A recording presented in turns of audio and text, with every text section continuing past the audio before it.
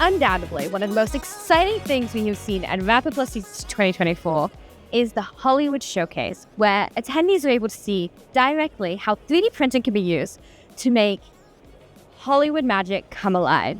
And I am here right now with the person who made it all happen. Thank you for being here with us today. Of course. Mind introducing yourself? My name is Jason Lopes, and I'm the Chief Technology Officer at Gentle Giant Studios. It's a pleasure to have you with us today. Thank you. It's great to have you here at the showcase. And could you tell us a little bit more about these absolutely amazing figures? Absolutely. So a lot of what you see here today is a result of a lot of hard teamwork.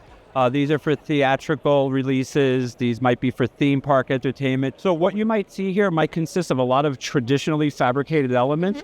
It has to be realized in a manner via 3D printing and other things. So if you look over here right next to it, what we have here is the scaled down version that we utilize off of Nexa technology, running clear materials and ABS materials to understand how we were going to manufacture this, how to get to this final large one-to-one piece, and more importantly, how to come up with the lighting system.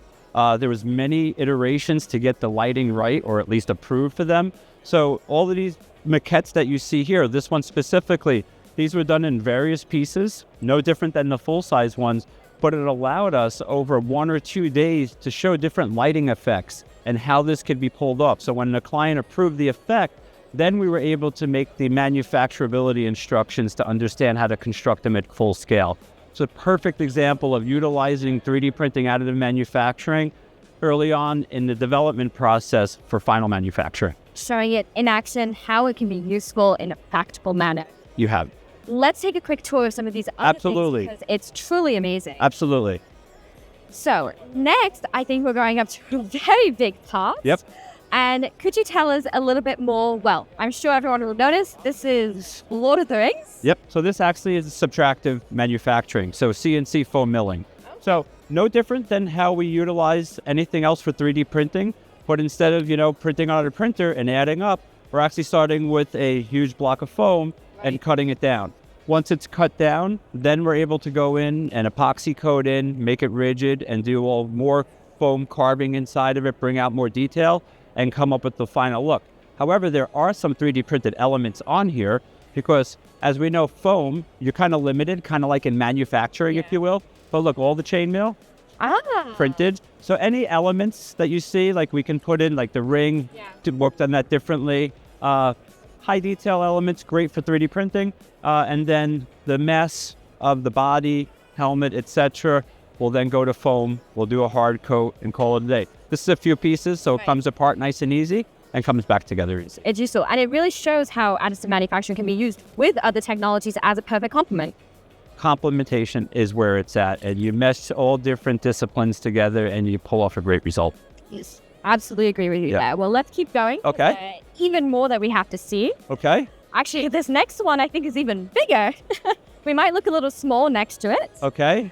How do we want to get in here? I think we can go this way. Okay. Here we are.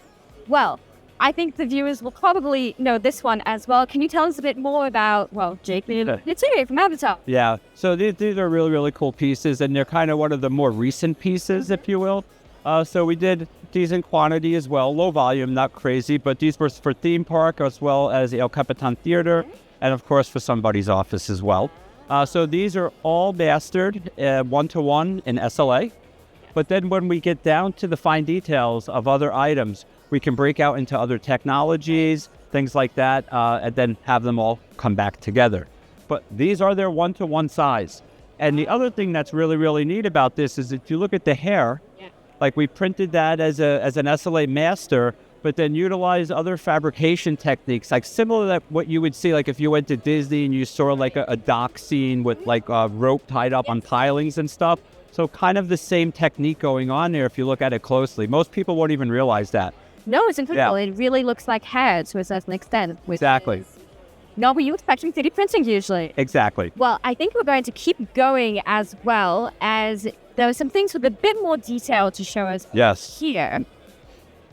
Like, find out. Well, let's see. These are some incredibly detailed pieces. Yeah. So we brought in color technology at the studio, and we look at color printing a lot differently than other people do. So we've decided that for color printing for us, it's 3 different lanes. The first lane is like character IP property. So think of your Bugs Bunnies, your Disney, Mickey Mouse.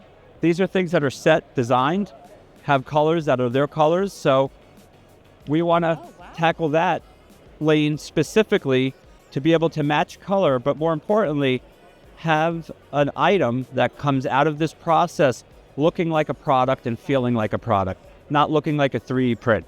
No, it doesn't. So there's zero paint on this. Oh, that's incredible. Zero paint, so this is color printed, but we've also developed a technique that we do with a urethane coating that will actually fill the peaks and the valleys and give it its final look as a final coating. We could do a glossy, matte, satin, whatever you would like, but if you look at this closely, you will not see a build line, and you will not be able to tell that that is a 3D printed parts. That is true. I cannot tell at all. You would never guess. Nope.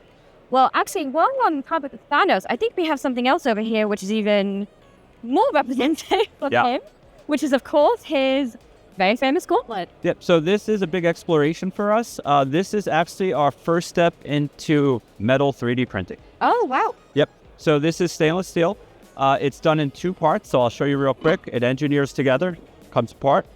It weighs about 39 pounds. Get it back in, and it locks back into place.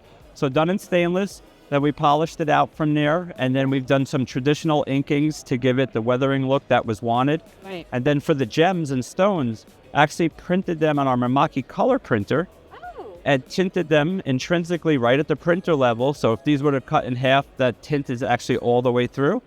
And then we've just literally polished them out, placed them into the stainless steel print, and then lit it from behind, and there you go.